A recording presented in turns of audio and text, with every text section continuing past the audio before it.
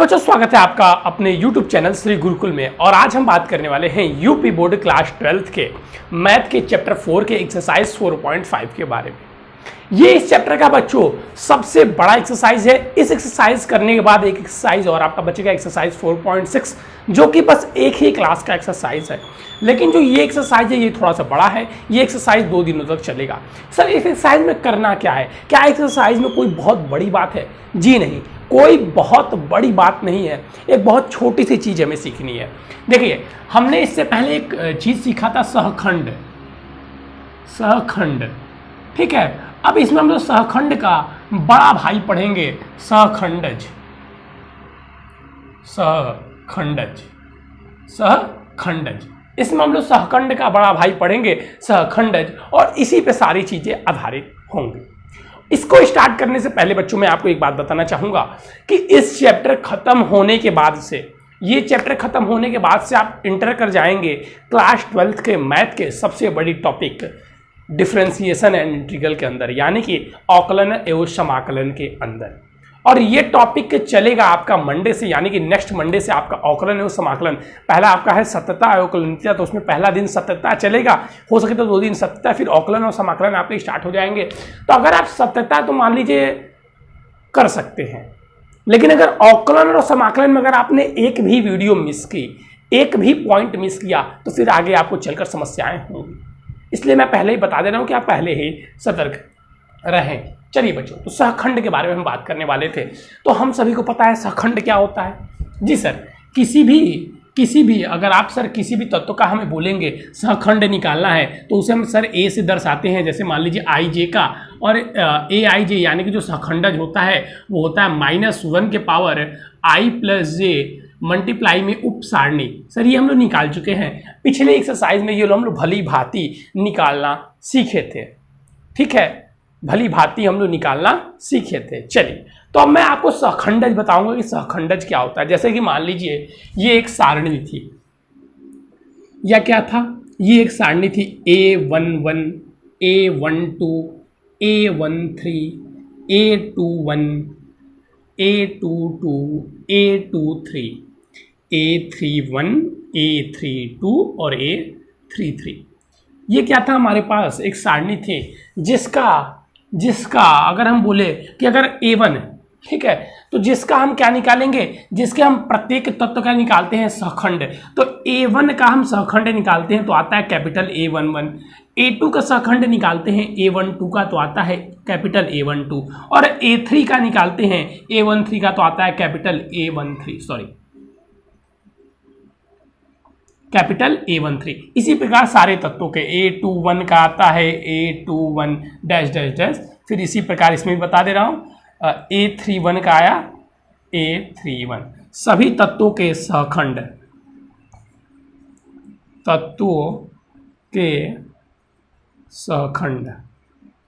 अब देखिए, अब हम लोग सहखंडज पढ़ने वाले हैं। तो सबसे पहले जैसे हम सहखंड को किससे डिनोट करते थे, तो सर जी सहखंड को कैपिटल ए से डिनोट करते थे, कैपिटल ए से डिनोट करते थे। उसी प्रकार सहखंडज को ADJ कैपिटल ए से डिनोट करते हैं। किससे डिनोट करते हैं सर? ADJ capital A. तो अब अगर आपसे कोई पूछे कि किसी सारणी का सहखंडज निकालो, तो उसके लिए सबसे पहले आपको सहखंड निकालना होगा, और सहखंड निकालने के बाद से आप सहखंडज निकाल सकते हैं आसानी से। ये देखिए, इस सारणी का सहखंडज क्या हो जाएगा, तो ADJ ऑफ ए क्या हो जाएगा। जैसे मान लीजिए ये डेल्टा है सारणी, तो ये A11 का क्या है सर जी, कैपिटल A11। तो उस तत्व के स्थान पे उसके सहखंड को रख दीजिए, उस तत्व को स्थान पे उसके सहखंड को रख देंगे हम। लेकिन इसमें एक काम और करना रहता है कि ये जो क्या थी, पंक्ति थी, पंक्ति को स्तंभ बना देते हैं। पंक्ति को क्या बना देते हैं, पंक्ति को स्तंभ बना देते हैं। पंक्ति और स्तंभ को आपस में परिवर्तन कर देते हैं। बस यही चीजें आपको एक समझनी थी, और सारी चीजें सेम है। इस तत्व का देखिए ध्यान समझिए, इस तत्व का सहखंड क्या आएगा सर जी, A11। तो इस तत्व के स्थान पे क्या आ गया, A11। हम ये पहली सारणी, ये पहली पंक्ति थी, तो हम इस पहली पंक्ति को क्या बना देंगे, पहला स्तंभ।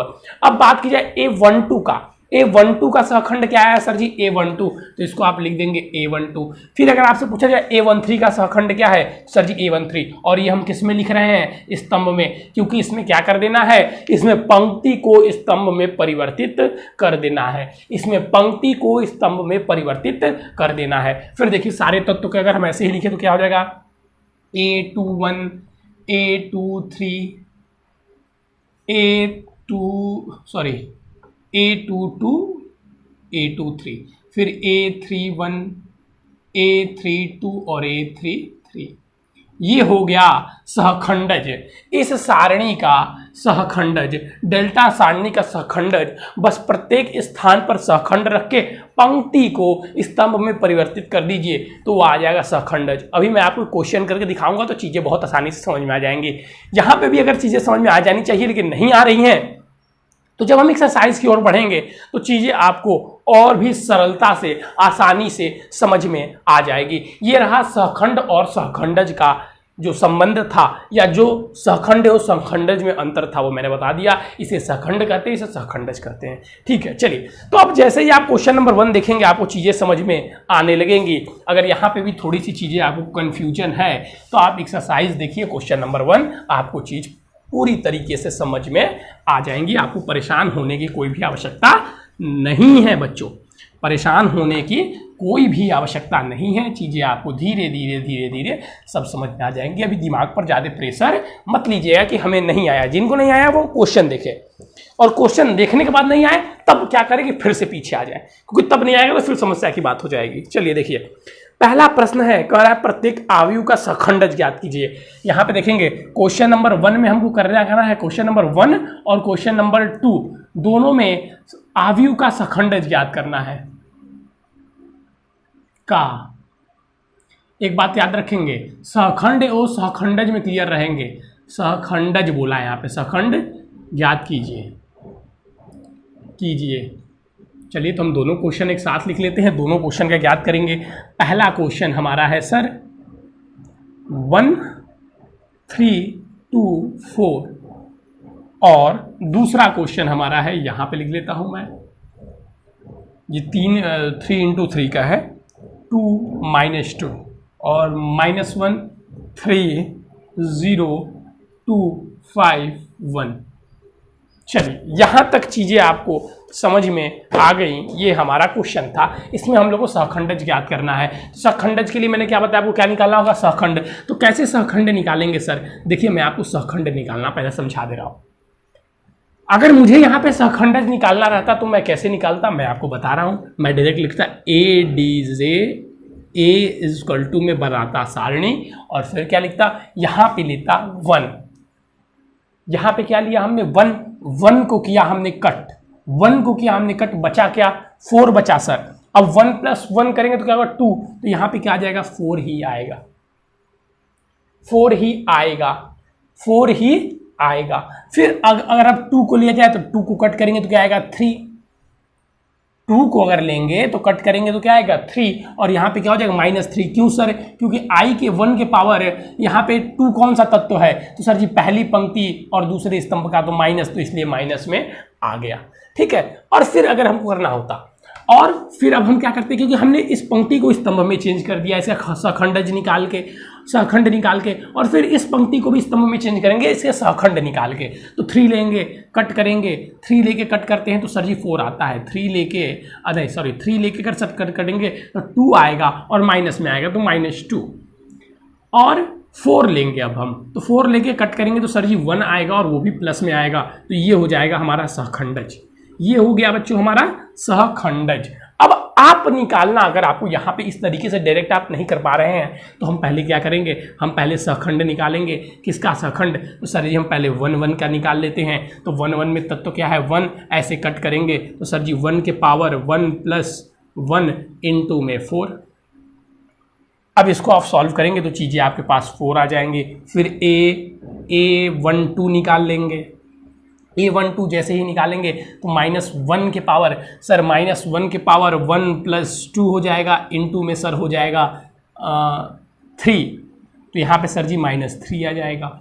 फिर हम क्या करेंगे सर, 821 निकाल लीजिए, तो 821 के पावर भी सर 2 + 1 करेंगे, इनटू में सर ऐसे कट करेंगे तो 2 बचेगा, तो सर जी -2। अब फिर 822 निकाल लीजिए, तो 1 पावर -1 सर 2 + 2 हो जाएगा पॉजिटिव, तो यहाँ पे अब क्या बचेगा सर, ऐसे करेंगे तो 1 बचेगा, तो सर जी 1 आ जाएगा। अब डायरेक्ट आप इसको यहाँ पे रख सकते हैं, अब डायरेक्ट आप इसको तो यहाँ पे आप भी रख सकते हैं। अब यहाँ पर कोई बड़ी बात है नहीं सर, अब कोई बड़ी बात नहीं है, हमने सहखंडज निकाल लिया। तो अब ये पहला तत्व था, ये पहली पंक्ति का पहला तत्व, ये पहली पंक्ति का दूसरा तत्व, तो इस दोनों को हमें इसमें रखना है, स्तंभ में, पहले स्तंभ में, तो ये 4 हो गया, ये 3 हो गया, और ये दूसरी पंक्ति का पहला तत्व, ये दूसरी पंक्ति का दूसरा तत्व, तो इसे में कहाँ रखना है, दूसरे स्तंभ में, तो दूसरे स्तंभ का पहला तत्व, दूसरे स्तंभ का दूसरा तत्व।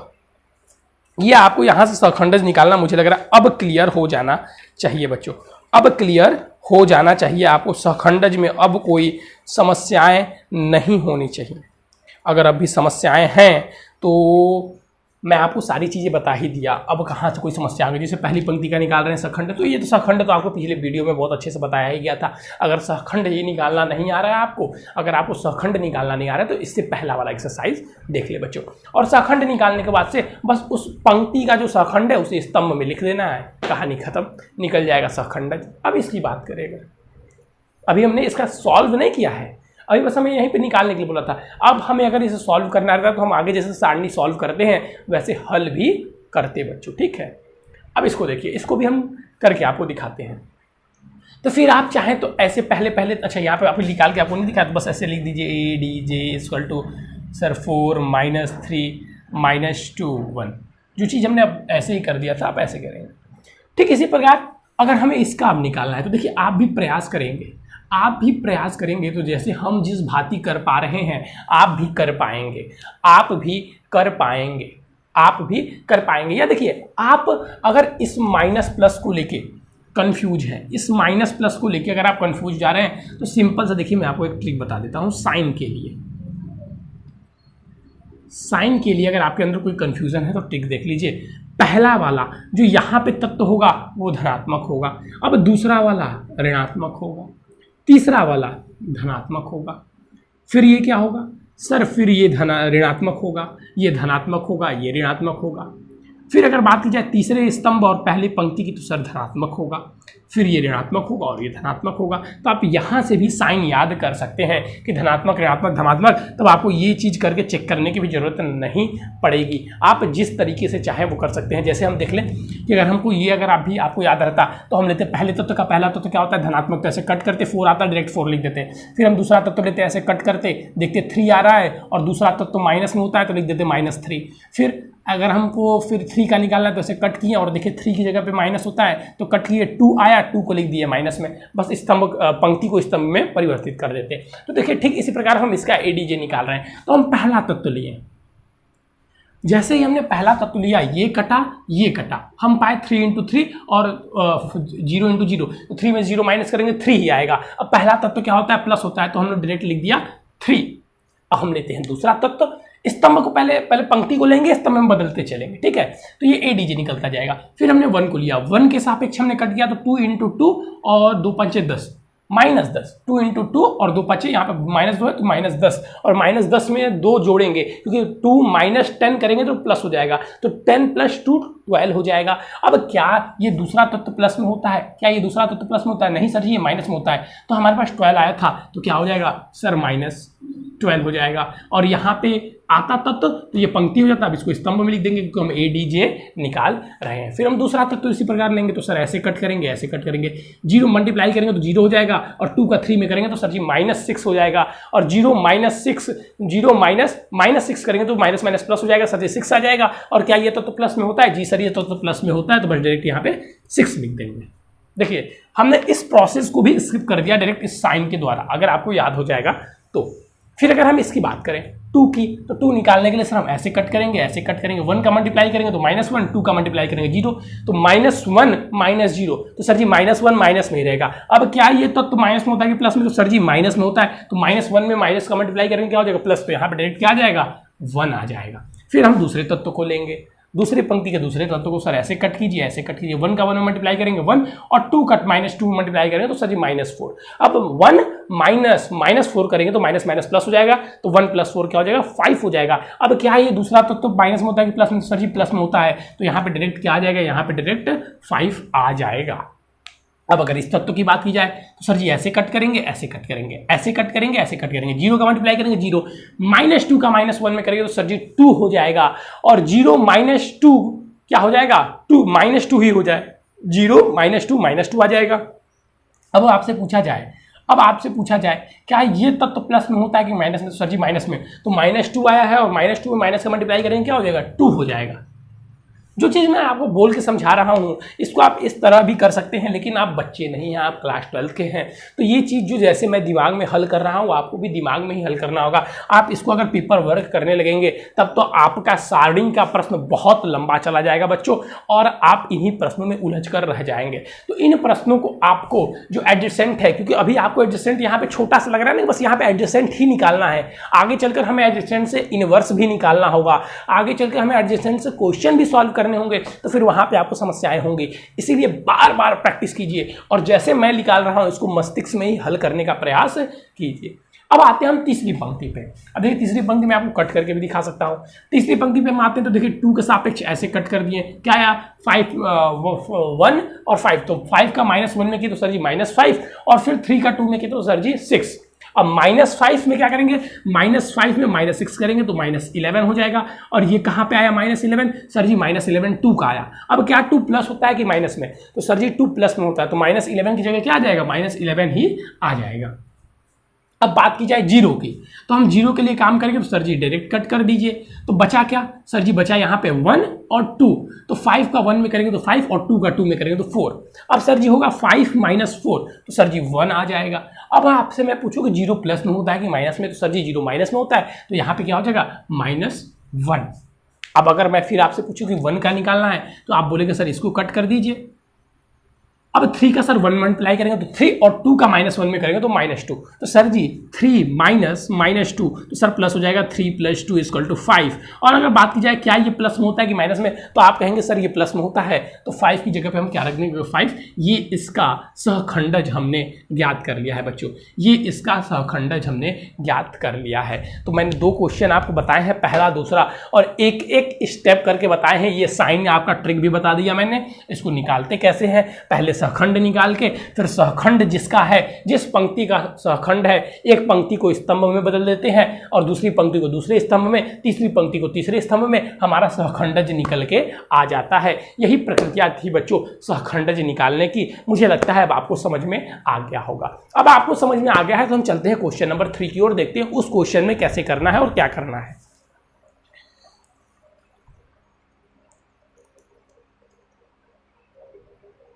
देखिए अब जो क्वेश्चन नंबर 3, 4 है उसमें भी आपको सहखंडज ही निकालने हैं। क्या करना है, अब उसमें कह रहा है सहखंडज निकालिए, सहखंडज निकालिए और फिर सहखंडज में मल्टीप्लाई करके प्रूफ कीजिए।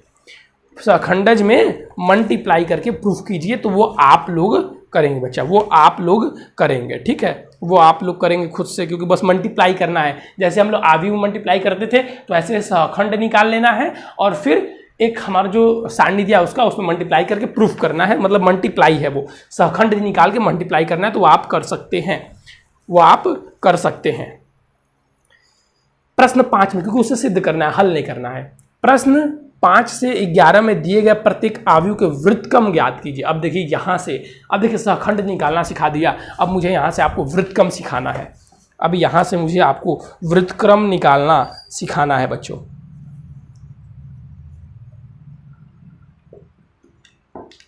तो अब व्युत्क्रम की अगर बात करें हम तो ध्यान से देखिएगा, सहखंड आपने निकाल लिया तो सबसे इंपॉर्टेंट देखिए सहखंड कहीं नहीं पूछता है। ये देखिए आपको जो बात है मैं साफ बताता हूँ, सहखंड आपको इसलिए सिखाया गया, सहखंड सिखाने का हमारा मकसद ही यही था और बुक का सहखंड सिखाने का मतलब ही यही था, ताकि आप व्युत्क्रम निकाल सके बच्चों। एकमात्र मकसद होता है सहखंड सिखाने का आपको, ताकि आप सहखंडज सिखाने का आपको। और सहखंड सीखते हैं हम लोग सहखंडज के लिए, देखिए हम लोग उपसारणी सीखते हैं, उपसारणी सीखते हैं सहखंड के लिए, सहखंड सीखते हैं सहखंडज के लिए, और सहखंडज सीखते हैं किसके लिए? व्युत्क्रम के लिए। और व्युत्क्रम ही हमारा पेपर में आता है, व्युत्क्रम ही हमारा पेपर में आता है। तो व्युत्क्रम के लिए सर हमें कुछ अलग से सीखने की जरूरत है? कुछ नहीं सीखना है। देखिए व्युत्क्रम, व्युत्क्रम मतलब होता है कि किसी मान लीजिए आव्यूह है तो उस आव्यूह का ए इनवर्स निकालना है। जैसा कि हम लोग आव्यूह में निकालते थे, आव्यूह के लास्ट एक्सरसाइज में हम लोग प्रथम रूपांतरण विधि द्वारा जो व्युत्क्रम निकालते थे वही व्युत्क्रम यहाँ पर भी निकालना है, लेकिन यहाँ पे प्रथम रूपांतरण से आसान विधि है। प्रथम रूपांतरण से आसान विधि है, लेकिन ध्यान रखिएगा पेपर में अगर आपको प्रथम रूपांतरण बोला हुआ है, क्योंकि 8 नंबर के जो प्रश्न आते हैं वो प्रथम रूपांतरण विधि से ही व्युत्क्रम निकालने के लिए आते हैं। और अगर प्रथम रूपांतरण विधि नहीं बोला है तब आप इस विधि को भी लगा सकते हैं, उस विधि को भी। लेकिन अगर बोला है कि सहखंडज की सहायता से निकालिए तो आप इसी विधि का प्रयोग करेंगे, और प्रथम रूपांतरण बोला है तो उस विधि का। अब हमें यहाँ पे ए इनवर्स निकालना है, तो ए इनवर्स निकालने के लिए बच्चों देखिए एक फॉर्मूला होता है कि A inverse is equal to 1 आव्यूह, आव्यूह का सारणी। ए क्या है? ए जो ए को हम लोग मॉड में रखते हैं, इसका मतलब क्या होता है कि आव्यूह का सारणी और मल्टीप्लाई में सहखंडज उसी सारणी का, उसका सहखंडज उसी सारणी का। मतलब अगर हम लोग लिखें कि किसी सारणी ए का ए इनवर्स क्या होता है, तो ए इनवर्स होता है 1/,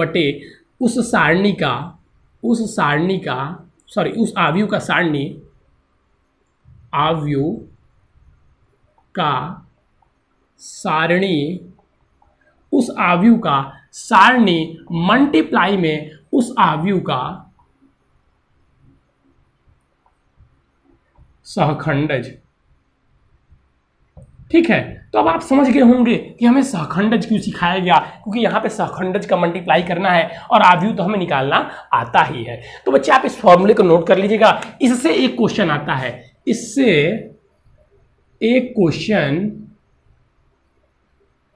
100% आता है। इससे एक क्वेश्चन क्या होता है? 100% आता है। तो चलिए बच्चों अब हम चलते हैं इस पे एक क्वेश्चन करके दिखाना, क्योंकि इसमें कुछ बताने लायक है नहीं, सहखंडज आपको बताया गया। अब हम एक क्वेश्चन में जब आपको व्युत्क्रम निकाल के दिखाएंगे तब आपको फॉर्मूले अच्छी तरीके से स्पष्ट हो जाएंगे। तो क्वेश्चन नंबर 5 का हम लोग पहला क्वेश्चन करेंगे, क्वेश्चन नंबर 5। और शायद नहीं पक्का वो आज का लास्ट वीडियो भी, लास्ट मतलब क्वेश्चन भी रहेगा, क्योंकि हम आज इसका क्या निकालेंगे, अब व्युत्क्रम निकालेंगे। फिर हम लोग नेक्स्ट यानी कि कल के वीडियो में एक्सरसाइज को अंत करेंगे और भी क्वेश्चन के व्युत्क्रम निकालेंगे। तो question number 5 question number 6 same है, दोनों क्या है? 2 मैट्रिक्स के ही व्युत्क्रम निकालने हैं। तो बोल रहा है 2 4 -2 3 का व्युत्क्रम ज्ञात कीजिए। व्युत्क्रम ज्ञात कीजिए। चलिए, तो इसको निकालने के लिए हमें तो कुछ चीज़ें पहले आनी चाहिए। जी सर, तो सबसे पहले हम ले लेते हैं कि माना ये जो सारणी है इसको हम लोग ए मान लेते हैं, ये सारणी को हम लोग ए मान लेते हैं। माना ए इज इक्वल टू 2 4 -2 3। तो अब अगर बात की जाए इस आव्यूह का सारणी की, इस आव्यूह का अगर हम लोग सारणी निकाले तो क्या हो जाएगा? सर अगर इस आव्यूह का सारणी निकाले हम लोग तो सर आपको कुछ नहीं करना होगा, बस आप एक काम कीजिए कि सर 2 × 3 कर दीजिए, माइनस में सर -2 × 4 कर दीजिए, और फिर सर 6 हो जाएगा, और यहाँ पे क्या हो जाएगा? -8। तो -8 और बाहर माइनस है तो क्या हो जाएगा? +8 सर 14। जो हमारा सारणी का मान है वो 14 आ गया। अब हमें दूसरा स्टेप क्या करना था? दूसरा स्टेप हमें सहखंडज निकालना था। तो हम सहखंडज निकालने में भी क्या है? समर्थ हैं, क्योंकि इससे पहले हमने सहखंडज सीख लिया है। अब इसका अगर हम सहखंडज निकालें तो पहले हम 2 का निकालते हैं बच्चों, प्रथम तत्व का। तो इसको कट करेंगे तो क्या आएगा? 3। अब 3 किस में होगा? प्लस में कि माइनस में? तो सर जी प्लस में। अब हम बात करें दूसरे तत्व की, तो -2 है, -2 का अगर हम निकालें तो सर जी 4। अब 4 किस में होता है? तो सर जी माइनस में, तो -4। और ये क्योंकि पंक्ति था तो इस पंक्ति को हमने इस तत्व में बदल दिया। अब 4 की बात करते हैं। इस 4 का हम लोग क्या निकालते हैं? सहखंड। इस 4 का सहखंड अगर निकालें तो सर ऐसे कट और ऐसे कट, सर जी -2 बचा। अब -2 किस में होता है? प्लस की माइनस में? तो सर जी -2 तो माइनस में होता है, तो -2 × क्या हो जाएगा? +2। -2 की जगह क्या हो जाएगा? यहाँ पे 2 हो जाएगा। -2 की जगह यहाँ पे क्या हो जाएगा सर जी, यहाँ पे 2 हो जाएगा। चलिए अब हम बात करें यहाँ पे 3। अब 3 के स्थान पे अगर हम निकालें तो 2 आ जाएगा और 2 पॉजिटिव में ही होता है, तो ये 2 हो गया। ये हमारा क्या हो गया सर, ये हमारा सहखंडज निकाल लिए। लेकिन क्या हमें यहाँ पे सहखंडज निकालना है? नहीं सर, हमारा लक्ष्य तो यहाँ पे सहखंडज निकालना नहीं है, हमारा लक्ष्य तो यहाँ पे वृत्तक्रम निकालना है। हमें तो यहाँ पे सर वृत्तक्रम ज्ञात करना था। तो अभी मैंने आपको पढ़ाया कि वृत्तक्रम का जो फॉर्मूला होता है वो क्या होता है, वो सर 1 बाई सारणी गुणे में एडजेसेंट ऑफ ए, यानी कि उसका सहखंडज। तो अब मैं बोला डायरेक्ट लिख दीजिए A inverse equal to 1 upon, हमने कितनी वैल्यू ज्ञात की है इसकी सर जी 14, और क्या हो जाएगा अब सहखंडज कितना ज्ञात किया है 3 -4 और 2 हो गया हल। अब मल्टीप्लाई करना तो आपको आता ही होगा, किसी भी सारणी के बाहर अगर कोई चीज़ लिखी हुई है तो उसको मल्टीप्लाई करना तो जहाँ तक मुझे लगता है आप लोगों को आता ही होगा। कि वो भी मैं ही कर दूँ, वो भी कर दूँ, नहीं आता है तो बोलिए भाई। अरे सर कहाँ आप लाइव ऐसे तो पूछते हैं जैसे कि आप सर लाइव पढ़ा रहे हैं, लाइव रहते तब न बताते कि हमको नहीं आता है। चलिए तो आपको नहीं आता है तो उसमें कुछ नहीं करना है, बस आप मल्टीप्लाई करते जाइए।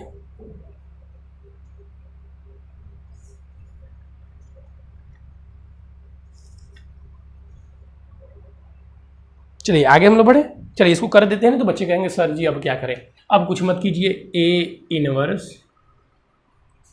किसके में मल्टीप्लाई करेंगे, मल्टीप्लाई करना है सर 14, 3/14, 2/14। भाई मल्टीप्लाई कर रहे हैं लेकिन ये डिवाइड में है, इसको देखेंगे -4/14 सर 2/14। अरे 2 सेम है क्या, चलिए सेम होगा, कट कर देते हैं अब इसको। तो सर जी 1/7 सर जी -2/7 और 1/7। अब इसको लिखेंगे, अब ये हमारा ए इनवर्स हो गया। हमने ए इनवर्स ज्ञात कर लिया, हमारा ए इनवर्स आया 3/14, 1/7 -2/7 और 1/7। ये हमारा क्या हो गया, ये हमारा आंसर हो गया। पहले अब इसको ध्यान से आप लोग समझिए, यही आज का हम लोग का लास्ट क्वेश्चन है, और क्योंकि हम फिर कल करेंगे, अभी आप लोगों को मैं होमवर्क भी दूंगा। अभी सुनिए, अभी क्लास खत्म नहीं हुई है, बस आप लोगों को चीजें बता रहा हूं, उसको ध्यान दीजिए।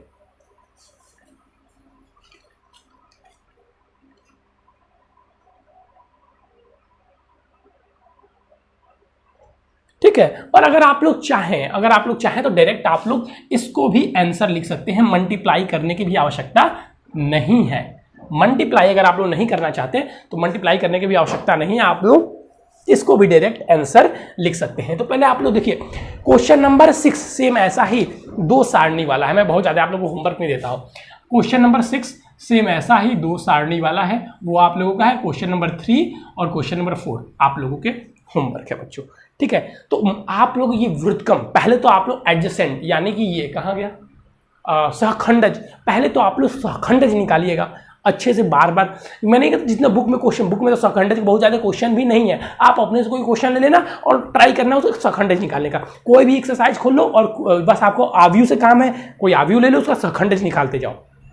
ठीक है, सहखंडज निकालना सीख जाओ, क्योंकि ये इनवर्स वाले क्वेश्चन एक पेपर में जरूर आते हैं। ठीक है, तो चलिए बच्चों देखिए, जो हम प्रथम रूपांतरण विधि से कितनी लंबी तरीके से निकाल रहे थे उसको कितनी आसानी तरीके से हम लोग निकाल चुके हैं। ठीक है, तो चलिए बच्चों आज के लिए बस इतना ही। Thank you, have a nice day. हम लोग फिर मिलेंगे आपके इसी एक्सरसाइज के दूसरे लेक्चर साथ। उस दिन हम एक्सरसाइज को समाप्त, यानी कि कल हम एक्सरसाइज को समाप्त कर रहे होंगे।